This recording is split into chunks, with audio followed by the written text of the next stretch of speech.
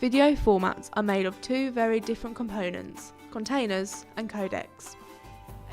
Every video format has its own correct container and codec that go with one another, so such as a novel being printed on a hardback book, high quality images being printed on glossy magazines, and junk mail printed on leaflets as they're cheaper to distribute.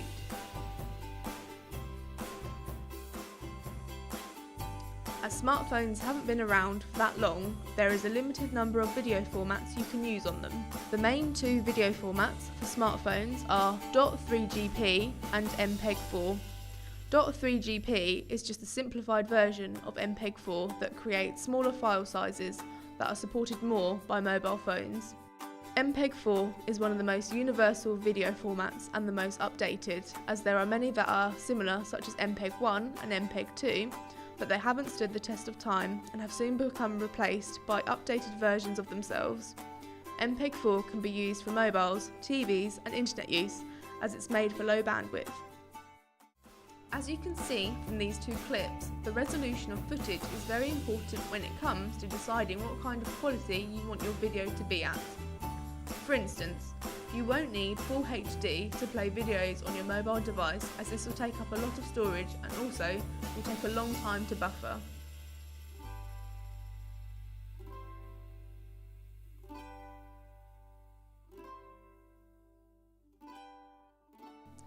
So the lesser quality on this side will be more suited to devices with smaller screens and less need for crystal clear pictures. Whereas, if you're showing your video on a widescreen TV, then you want the highest quality you can have to get the cinema experience in your own home.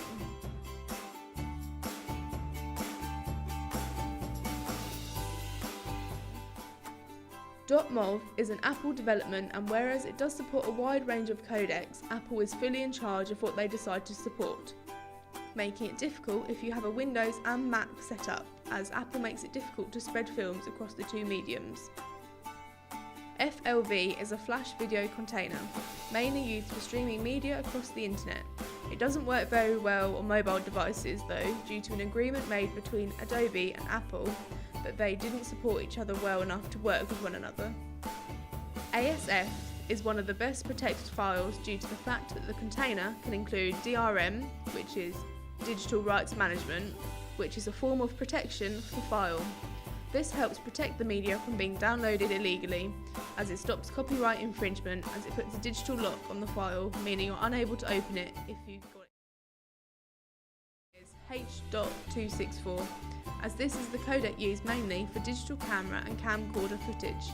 It's also very flexible to your needs, as it can change from being used at very high bit rates and very low bit rates, depending on the task you're doing. Blu-ray discs can have up to 40 megabit per second, which is why you have to own a special Blu-ray disc player. This is due to DVD players using a red laser to read the disc, whereas a Blu-ray DVD player will use a blue or violet laser that can read more data per second than your standard DVD player. It is good to know that you can play standard DVDs in a Blu-ray DVD player, as the lasers adjust the wavelength so that the disc can be understood.